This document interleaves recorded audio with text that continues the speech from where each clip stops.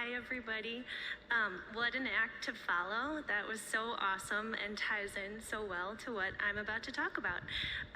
My name is Annie. I am a speech pathologist with Bridging Voice. Thank you for joining me today as I discuss eye tracking and ALS. What is the recipe for success? We want to talk about today how we as clinicians can help people with ALS optimize eye tracking technology. First, a bit about Bridging Voice. We are a nonprofit dedicated to helping those with ALS maintain communication and technology access. We were founded in 2019, so we're fairly new, but we've had the good fortune to work with over 3,000 people with ALS across the world. We've been able to have such a wide reach because we provide all of our services remote, and we also provide all of our services completely free of charge. There's no limit on the amount of support that we can provide. We work with our clients to educate them on their options related to technology and access, identify their goals, assess their needs, train clients and caregivers on various tools, and we create custom solutions to keep clients communicating and connected. We also host free webinars, provide support to practitioners, and have started a weekly office hours, which has been very fun there. So a quick map of our global reach. While we are primarily focused in the US, for our international audience, I wanted to highlight that we have clients in 6 of the 7 continents, totaling 23 countries. And here's our map of our US reach. We're just missing North Dakota. So if anyone here knows anyone in North Dakota or Antarctica, please send them our way. All right, so we wanted to ask this question, right? Because we know across our client database and for people with ALS across the world, we know the ability to communicate directly impacts safety and quality of life. And given that many, many people with ALS end up needing AAC, and specifically eye tracking, we wanted to ask how successful can people with ALS be with eye tracking? And more importantly, what factors can influence this success? The hope in answering these questions is that we can give people with ALS the best chance at maintaining their communication, connection, and staying engaged with what's important to them. So in this study, we looked back at 345 clients who had been referred to Bridging Voice. They were assessed by our team and determined to need a speech-generating device with eye tracking. We then grouped this 345 into successful users, unsuccessful users, and non-users. So successful users, of the 345, these were people who received an eye tracker and ongoing care from Bridging Voice staff. These users, at the very least, could type for communication or use a phrase-based layout to communicate. And we determined that they were successful if they had 2 to 3 observed sessions of intentional use of their eye tracker by a Bridging Voice staff member, along with self and caregiver report. We want to be very clear that the majority of these users go way beyond this basic communication, but this was our baseline, and this totaled 216 people. Our next group were the unsuccessful users. And these are people who had been given eye trackers, have been provided remote training and support and customizations, but still could not reliably communicate with their eye tracker. And this group, fortunately, only totaled 16 people. And then finally, we have our group that we called our non-users. So these were clients who were recommended eye trackers, but we were never able to have sessions with these people to document their success or use. This happened for a few reasons, but the biggest reason was that people passed away before they received their eye tracker. And this group amounted to 123 people.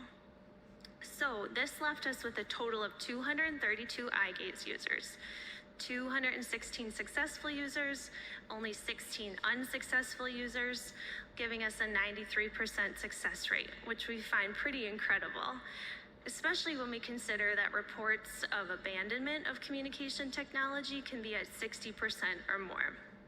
In general, the common belief is that eye tracking is challenging and not successful. However, we know that this is not the case, and we're seeing a really high success rate across a very diverse population. So we wanted to explore what are the factors that influence this. All right, so first let's look at failure. What causes people to fail? We were able to look through all of our clinical notes with these patients, and we found that they often faced multiple barriers. Most of these clients were very critically ill, and their medical needs tended to dominate their time and energy. Often we found that they had very poor caregiver support and reduced motivation to really engage and communicate. We also did note that some had significant eye health issues like cataracts and ptosis, and some eye tracking that we think is some eye tracking issues we think related to high doses of medications. These issues often limited participation, and I think that the really important part of understanding this is that we can identify these as potential risk factors and hopefully avoid this in the future through earlier engagement with technology. And we also wanted to know, of these groups, do any common population characteristics influence success or failure? So we looked at demographic data of age, gender, education, computer experience, glasses, ventilation use, between successful and unsuccessful users, and we found no positive correlation. So these common characteristics do not predict success or failure. We have clients in their 80s and 90s eye tracking away on Facebook, and it's awesome there. So we know that people can be successful. What leads them to that success? After reviewing our 216 successful users and hundreds of service notes, we feel that the recipe for success is education, training, unlimited support, and specialized customizations. We, as clinicians, must provide comprehensive education to people with ALS and their care teams on the power and the possibilities of speech-generating devices and eye trackers. This education helps clients to identify their priorities and goals so that we can really focus on the aspects of the tech that are most meaningful and useful for the user. Once this is identified, we need all hands on deck for training, right? Of course, we need to train the user, but we have to include their support team so that they can successfully get the tech in front of the client and help them troubleshoot when needed. We think remote support is especially invaluable. Working with clients with this technology in their primary environment that they're using it allows us to do the best setup that we can, and eliminating that burden of travel is huge for ongoing participation in training sessions. Our last ingredient is specialized customizations. These are high-level, advanced programs that are not standard within the communication softwares. And support and customization are two factors we have a lot of data on, so I want to look at that. So this is our slide about support here, and we looked back at the amount of time that our eye tracking clients received with Bridging Voice staff. So on average, our successful users received almost 11 hours of live support across 10 sessions. Our unsuccessful users received only 1/3 of this number for time and length of sessions. So the discrepancy here is not because we stopped offering care or we didn't try to engage patients, but rather these people were only able to participate in a few sessions because of the late stage that they received the device and or poor caregiver involvement to help facilitate. Successful users also received their 11 hours of care over the course of weeks and months. And we think this is real, and even years in some cases. And we feel that this is really important for people to understand.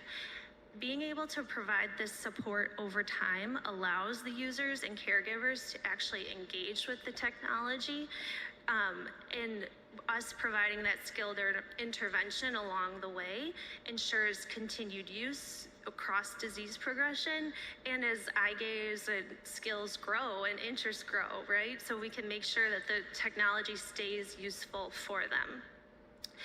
A quick story, I had a client in this cohort that I evaluated, and she was recommended, she received a Tobii Dynavox i13. She was doing fabulous with it, communicating, texting, playing Candy Crush, all the things. But then after a few months, she started to really struggle in the evenings, and we figured out that she was starting to suffer from dry eye. So we worked together and with her eye doctor to figure out an eye drop regimen, but we also gave her one of these specialized keyboards for use at night, so that even though her calibration degraded and her accuracy degraded at night, she could still type to communicate and tell people what she needed. Fortunately, she doesn't need that anymore. The dry eye has resolved, but had she not had a team to go to for this care, months into her use, who knows if she would have been able to continue using it. Customization is so essential for success. Of course, every user gets basic customizations, right? Like layout, calibration, all that good stuff. All of our clients need this. But when we looked back at our successful eye gaze users, we saw that 28% required these advanced customizations. And again, these are customizations built by our computer programmers in direct response to eye tracking issues that people with ALS were encountering. So these include translation programs and bespoke layouts to improve accuracy and solutions for internet and phone control. These advanced changes are often what make use of the eye tracker efficient and effective, and without them, communication would be highly limited. So why might we need all of these customizations, right? There are many factors that can influence how well an eye tracker responds to a user. So for example, we've seen many cases where cataracts, a history of Lasix and dry eye diminish the accuracy of eye tracking, and also some medications that people with ALS use sometimes affects eye movement. So here we have pictured two calibrations where you can see that the accuracy of the calibration is negatively impacted. In these clients, it was due to baclofen use. There are also issues with language, right? Not all languages are represented in the communication softwares that are available. We've also found that these customizations can help those with cognitive changes access technology as well. What we really want to impress upon you is that these factors should not stop someone from accessing a device. It just may require more than what you find in the standard software package. And so let me show you some examples of this. Of the non-standard layouts here. So we have dozens of incredible customizations. They're all completely free. They're on our website. We share them all the time. But since we're an international audience, I wanted to highlight those that we have related to language. So on the left here, you'll see a Korean keyboard that copies the characters and sends them to Notepad in Windows, and then uses the Windows language pack to speak out in Korean. On the right, you'll see that this is a combination where we have a keyboard in Arabic in a large two-step format, so for someone whose eye tracking had been negatively impacted. So the targets are very large, but also we were able to build in a delay because this client required a very short dwell time. So she had a 0.3 second dwell. She would click, the eye tracker would pause, which would then allow her eyes to traverse the screen and select her next target without a bunch of accidental activations. So these customizations are game changers here. And then next, I want to show a quick video of our translation software.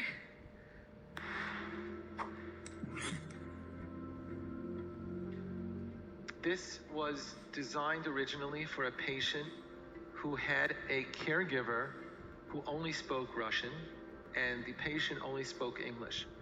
And there was this breakdown in communication. So we designed for him a Tobii board using a helper program where he can type whatever he wants. Hello, please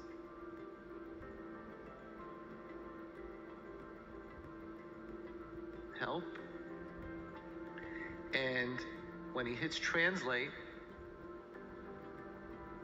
Здравствуйте, помогите, пожалуйста. The computer automatically translates it and speaks it out in Russian. This is based on using a Google API, which the helper programs copy the text from the message window, send this text to Google Translate, and get back an audio or text of the desired language. It's available in almost any language, male or female voice, and at any rate of speech. So that's a favorite program. We use it all the time there. So in conclusion, our analysis really speaks volumes. 93% of our clients were successful with their eye trackers. It's an exceptional outcome, if we do say so ourselves. The review of our clients revealed that we really should never let common bias predict success. And really, this recipe for success, it's not a secret recipe, right? With education, good support, lots of training, and specialized customizations, speech-generating devices with eye tracking can empower the vast majority of individuals with ALS, reaffirming our commitment to ensuring communication as a fundamental right.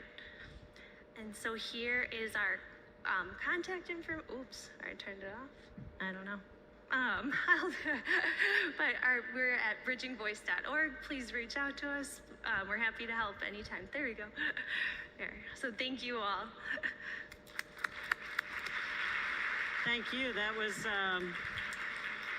was really great. I know we work with you at our clinic. We have clients that have worked with you, so we, of course, think that they're really terrific. I also thought as I was watching this, I love the customization of that with the changing in the language.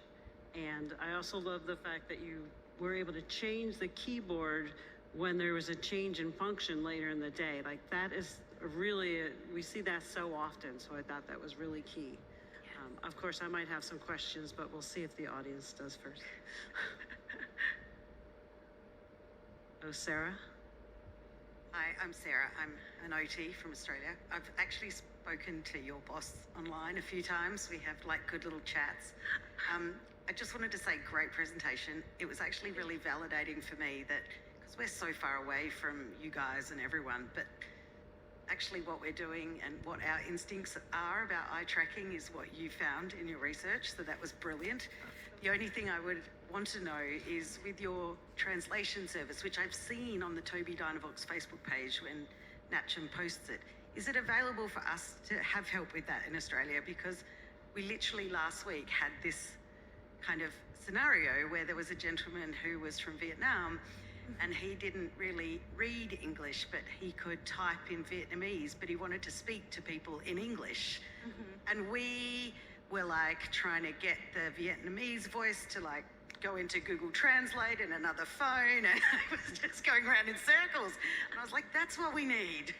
Yes, we are absolutely happy to share. And we, even though we are based in the US, we're happy to support anyone, anywhere. We just, unfortunately, are not a bilingual staff. So as long as we have someone who can help with translation and everything, then we are set. So yes, please reach out. We're happy to help. There's a question here. Hi, Annie. I'm Kim. I've talked to you a couple times already. You are full of a wealth of knowledge. I love all the eye pathology that you put on there, and eyelid droop. That's always difficult. This is a new one for me, but some of my African American patients have really dark irises where their pupils kind of meld in, and that infrared tracker can't pick up their pupil. And I have a woman coming in 2 weeks, and she is lovely. And I've already struggled with her with 2 Toby devices. Do you find another company to be more helpful? I think that's a great question. I always think that people should try multiple eye trackers and multiple softwares, regardless of how their eyes function. Every software looks a little different. interacts with people a little different, so definitely try multiple eye trackers. Also, you can try modifying some of the layout in terms of, for example, making the screen dark to see if we could make the pupil larger and make it easier for the reflection to pick up. Also, some of these customized layouts that I was speaking about that improve accuracy can be really helpful because you don't need a perfect calibration to be a good typer. So there's lots of settings that we can change, lots of boards that we can give you to trial. So we're happy to assist in cases like that as well. And we want clinicians to have these tools in their pocket to use. Great. And then one follow-up. Sure. Do you prefer meeting with the SLP prior to the consultation with the patient to download some of those things ahead of time, or do you work in real time with like new evaluations? If you We're happy to do both. We use a program called TeamViewer to remote into the Windows-based devices, and we're able to modify and change things really quickly for clients. Okay, I love you guys.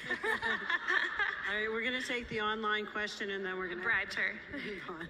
Hi, we actually have two questions if we can get through them. So Pamela says, amazing work. What are some of the most frequently asked questions you get during weekly office hours?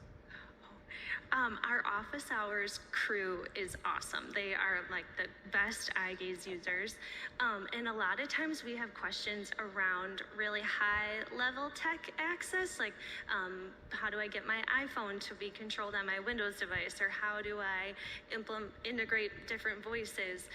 So there's really a wide variety of topics, but it's really, really useful for anybody to join into. Great, thank you. And lastly, we have a question from Karen, who says that she loves the translation component. Is it possible to have multiple translations in the same program so that the person living with ALS can communicate in one language to family, yet in another language to a caregiver who speaks another language? Yes, it is. Mm-hmm. Amazing. Thank you Yes, so much. that's what I was thinking of, being here in Montreal with the French and the English. Yes, I need it for myself. Thank you so much.